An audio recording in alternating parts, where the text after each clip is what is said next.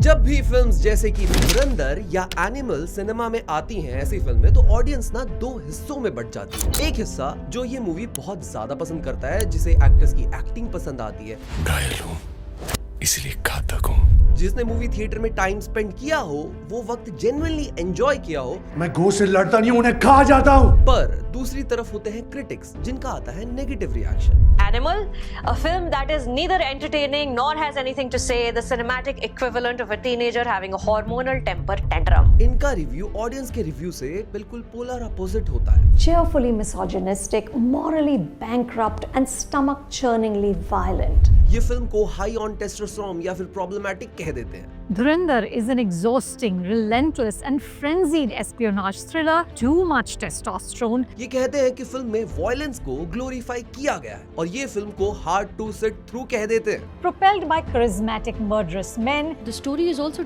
deeply uninteresting.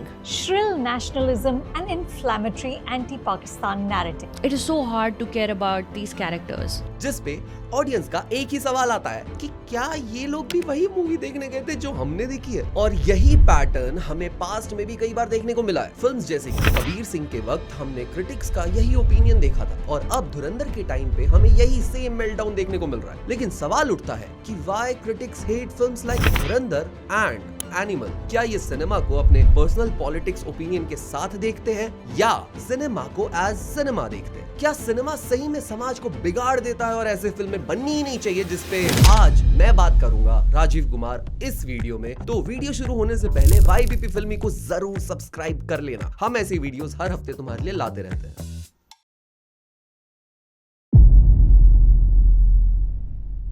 जब धुरंधर release हुई तो ऑलमोस्ट हर एक यूट्यूबर ने इसे परफेक्ट रिव्यू दिया, चाहे वो जैमी हो, चाहे वो फिल्मी इंडियन हो, चाहे वो पीजे एक्सप्लेन्ड हो, कॉमिक वर्स हो या सूरज कुमार हो। सबको धुरंधर देख के बहुत मजा आया एंड एवरीवन लव्ड इट। लेकिन फिर अचानक से देखा जाता है कि अनुपमा चोपड़ा का रिव्यू उनके यूट्यूब चैनल हॉलीवुड रिपोर्टर पर आता है। इसमें क्रिटिक अनुपमा धुरंधर को exhausting, relentless, too much testosterone और इन्फ्लेमेटरी एंटी पाक नैरेटिव मूवी बताती है। एंड इवन ये भी कहा गया कि फिल्म में कांधार हाईजैक, पार्लियामेंट अटैक, 26/11 की जो रिकॉर्डिंग्स है, जो कि एक फैक्ट और फिक्शन का फ्यूजन है, उसे दिखाना डेंजरस है। और अनुपमा चोपड़ा ने इस फिल्म को 1.5 स्टार दिए। जहां एक तरफ अनुपमा चोपड़ा धुरंधर के रिव्यू के लिए काफी हार्श नजर आई, वहीं इंटरनेट ने पॉइंट आउट किया कि वो अपने पठान के रिव्यू में काफी लीनियंट नजर आई थी। Pathaan serves us a palatable patriotism.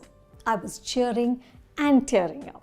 I exited the theatre thinking about the sheer joy that Shah Rukh has added to our lives. इस रिव्यू को काफी लोगों ने कॉल आउट भी किया, इंक्लूडिंग परेश रावल जी, जिन्होंने अनुपमा को इररिलेवेंट तक कह दिया और ऑडियंस पहुंच गई अपनी ओपिनियन देने इसी रिव्यू के नीचे। काफी कमेंट्स एक क्रिटिक के क्रिटिसिज्म को क्रिटिसाइज करते हुए थे और एज यूजुअल काफी गालियां भी थी, जो हम सब रिव्यूअर्स को कहीं ना कहीं कभी ना कभी मिली है। लेकिन सबसे शॉकिंग पार्ट ये था कि इस रिव्यू को अनुपमा चोपड़ा ने प्राइवेट कर दिया। On the other side Suchitra Tyagi, एक और फिल्म क्रिटिक जिन्होंने अपने ही चैनल पे धुरंधर का रिव्यू डाला, उन्हें भी फिल्म बिल्कुल पसंद नहीं आई। एज यूजुअल उन्होंने भी कहा कि फिल्म में मैस्कुलिनिटी उन्हें पसंद नहीं आई, उन्हें फिल्म का नेशनलिज्म वाला एंगल पसंद नहीं आया और उन्हें फिल्म काफी अनइंटरेस्टिंग लगी। उन्हें 26/11 की एक्चुअल रिकॉर्डिंग इस मूवी में यूज करना बिल्कुल पसंद नहीं आया।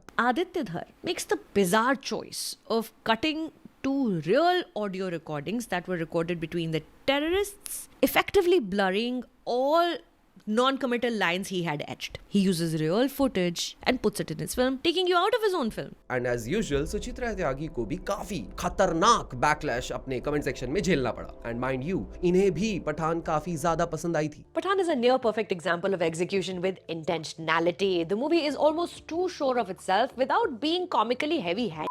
उदय भाटिया, मिंट के जर्नलिस्ट, इस फिल्म को देख के कहते हैं कि फिल्म एक प्रोपेगेंडा है जो रूलिंग पार्टी को फेवर करती है और उन्हें फिल्म बिलो एवरेज लगी है। वहीं द वायर के तत्सुम मुखर्जी ने धुरंधर को सटल एज अ ट्रोल कह दिया। आर्ग्यूमेंट रखा गया कि फिल्म अगेन एक प्रोपेगेंडा है जिसे ऑडियंस को इन्फ्लुएंस करने के लिए बनाया गया और क्रिटिसाइज किया गया कि इस फिल्म में ISI ऑफिसर इस्लामिक एक्सट्रीमिज्म को दिखाते हैं। एंड अगेन इन्होंने भी फिल्म को नेगेटिव रिव्यू दिया। कार्तिक भारद्वाज इंडियन एक्सप्रेस के इसे 2.5 स्टार देते हुए नेगेटिव रिव्यू देते हैं। रेडिफ के दीपा गलहॉट इसे 2.5 स्टार देते हैं and the list goes on and on. अब audience on the other side इस फिल्म को एंजॉय कर रही है क्योंकि थिएटर्स पैक्ड है, वो भी वीकडेज पे। इनफैक्ट शोज और बढ़ा दिए गए हैं फिल्म की सीटिंग डिमांड को मीट करने के लिए and majority of the audience को ये फिल्म काफी ज्यादा पसंद आ रही है। एंड जब भी इंडिया में किसी को कोई फिल्म पसंद आती है तो उसकी ओपिनियन से अलग उन्हें जब कुछ देखने को मिलता है ऑनलाइन सोशल मीडिया पे तो काफी ऑडियंस का रिएक्शन वॉयलेंट होने लग जाता है। ऐसा कई बार हुआ है कि हमने भी काफी फिल्म्स के रिव्यू किए हैं जो हमें पसंद आई पर ऑडियंस उनसे कनेक्ट नहीं कर पाई, जिसके बाद हमें भी कमेंट सेक्शन में भर भर के गालियां पड़ी हैं एंड इवन थ्रेट्स डीएम में भी आए। और यही हुआ अनुपमा चोपड़ा के रिव्यू के बाद, जिसके बाद उन्होंने इस रिव्यू को प्राइवेट कर दिया और फिर अचानक से सामने आया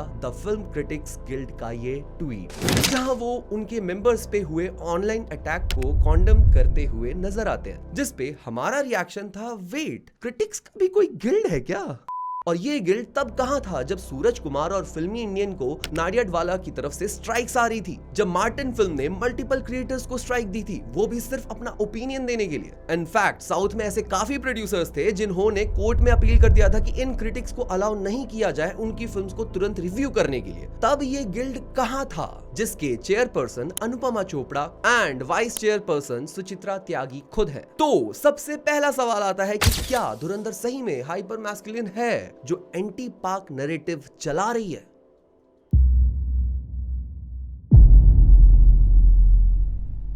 धुरंधर 3 घंटे 34 मिनट की फिल्म है और मेरे पर्सनल ओपिनियन में मैं पूरा वक्त फिल्म में एंगेज था। ऐसा रेयरली कोई मोमेंट था जहां मुझे लग रहा था कि फिल्म लेंदी है और फिल्म में वॉयलेंस अननेसेसरी है। इनफैक्ट इस फिल्म में वॉयलेंस दिखाता है कि सामने वाला कैरेक्टर कितना ज्यादा डेंजरस है और हमारे प्रोटैगनिस्ट को उससे संभल के कितना रहना चाहिए। रहमान डकैत रियल लाइफ में काफी वॉयलेंट था, जिसने अपनी ही माँ का खून कर दिया था, वो भी 13 साल की उम्र में, जिसके बारे में मूवी में भी बात की जाती है। एंड वो अपने ही फादर का बीच सड़क पर खून कर देता है। मेजर इकबाल फ्रॉम आईएसआई एक आदमी को पकड़ के टॉर्चर करता है विच शोज की he is ruthless and Hamza AKA Ranveer Singh को उससे बच के रहना होगा। अब फिल्म को ए सर्टिफिकेट मिल चुका है। फिल्म में गालियां हैं, फिल्म में वॉयलेंस है जो हमारी स्टोरी को पुश करता है आगे। In real life scenarios Lyari काफी डेंजरस जगह है जहां ऐसे मल्टीपल वॉयलेंसेस देखने को मिले हैं पास्ट में। देयर आर मल्टीपल प्रूफ्स कि यहाँ की वॉयलेंस वहां के पॉलिटिक्स पे अफेक्ट करती थी एंड इसी वॉयलेंस में 26/11 जैसे अटैक्स देखने को मिलते हैं हमें। जब फिल्म को एंटी पाक कहा गया तो इवन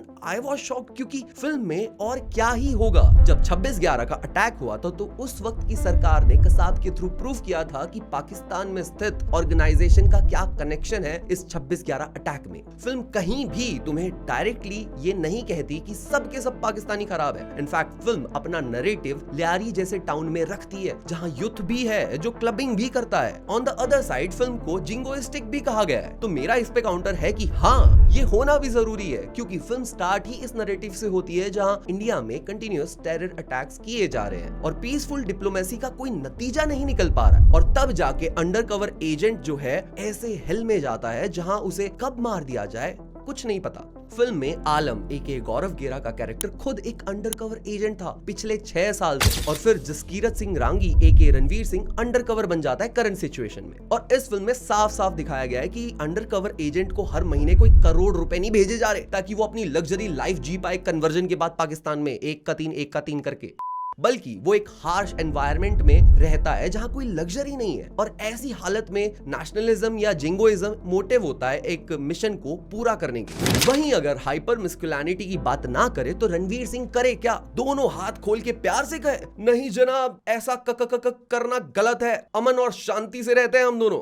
चाहे आर्म्ड फोर्सेस हो जैसे कि आर्मी, नेवी, एयरफोर्स, यहाँ मैस्कुलिनिटी काम आती है जंग के मैदान में। और मैस्कुलिनिटी सिर्फ एक जेंडर से असाइन नहीं होती है, एक औरत भी मैस्कुलिन हो सकती है। और हाँ, फिल्म में मुझे कोई भी मिसोजिनिस्ट नजर नहीं आया। एक तरफ सारा अर्जुन का कैरेक्टर एक ऐसे घर में रहता है जहाँ उसके पेरेंट्स उसकी पढ़ाई को अपोज करते हैं, येट उसे तुम बुरखे में नहीं देखते हो। Same goes for Saumya Tandon का कैरेक्टर जो लियारी के डॉन को सरेआम थप्पड़ मार देती है। अब फिल्म गैंगस्टर और टेररिस्ट पे बेस्ड है, इसमें तुम no matter what masculine character screen पर देखोगे ही। अब जहां film pro ruling party narrative set करने की बात करती है, डिमोनेटाइजेशन को जस्टिफाई करते हुए खनानी ब्रदर्स का एक एंगल दिखाया गया, पर इसी के साथ ये भी फैक्ट है कि इस फिल्म में कांधार का IC 814 हाईजैक और पार्लियामेंट अटैक ऑफ 2001 दिखाता है कि उस वक्त करंट रूलिंग पार्टी ही सरकार में थी। क्या बात कर रहे हैं? तो क्या मैं धुरंधर की नेगेटिव रिव्यू से एग्री करता हूं? बिल्कुल भी नहीं। लेकिन सवाल आता है कि क्या इन रिव्यूज को एग्जिस्ट करना चाहिए? आर्टिकल 19 ऑफ कॉन्स्टिट्यूशन हमें फ्रीडम ऑफ स्पीच प्रोवाइड करता है, और चाहे फिर अनुपमा चोपड़ा हो या फिर सुचित्रा त्यागी हो, मैं इनके मेथड ऑफ वर्क से एग्री नहीं करता, येट उन्हें पूरा हक है अपना क्रिटिसिज्म आगे रखने का। एट द सेम टाइम लोगों को हक है इनके क्रिटिसिज्म को रिजेक्ट करना और अपना क्रिटिसिज्म उस पे डालना। बट प्रॉब्लम तब आती है जब हम क्रिटिसिज्म का रिप्लाई कंस्ट्रक्टिव क्रिटिसिज्म की जगह अब्यूज फेंक कर देने लगते हैं। वहां we should all draw the line guys.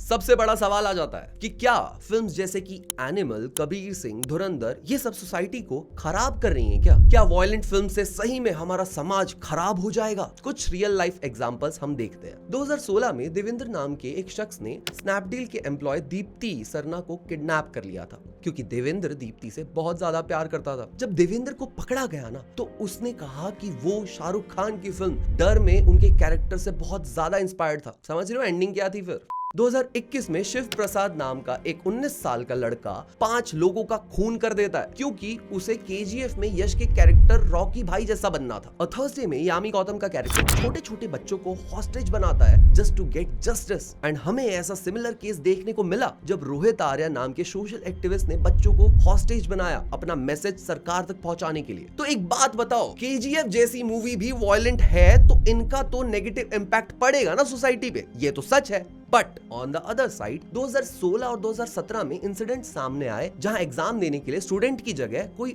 और दूसरा आदमी चला गया एग्जाम देने के लिए एग्जाम सेंटर। अब इन लोगों के कान में ब्लूटूथ मिला। जानते हो इस फ्रॉड के लिए इन्हें इंस्पिरेशन कौन सी फिल्म से मिली थी? मुन्ना भाई MBBS। 2018 में एक इंसिडेंट सामने आया जहां दिल्ली के एक बिजनेसमैन ने अपना इकोनॉमिक स्टेटस गलत बताया ताकि वो अपने बच्चे को संस्कृति स्कूल ऑफ चाणक्यपुरी में सीट दिलवा पाए। अब इस आदमी की इंस्पिरेशन थी 2017 की film Hindi medium. Similarly Akshay Kumar की फिल्म स्पेशल 26 को देखकर एक ग्रुप CBI नाम के ऑफिसर्स बनकर हैदराबाद के मुथूट फाइनेंस के ऑफिस में पहुंच गए, जहां उन्होंने 40 किलो सोना नकली रेड में उठाया। जब फिल्म्स जैसे कि तारे जमीन पर आई थी ना, तब काफी लोगों को इस फिल्म ने डिसलेक्सिया के बारे में एजुकेट किया था। लेकिन काफी बच्चे स्कूल में हर बकटीत वाले लड़के को ईशान अवस्थी कहकर चढ़ाने लग गए थे, या फिर हर स्लो बच्चे को ईशान अवस्थी कहा जाने लग गया था। मतलब जिनका मैसेज ही पॉजिटिव है उससे भी नेगेटिव इंपैक्ट आ रहा है लोगों में। तो सवाल है कि क्या फिल्म मेकर्स को फिल्में बनाना छोड़ देना चाहिए? तो answer is no. Manoj Bajpayee और जयदीप अलावत का इस पे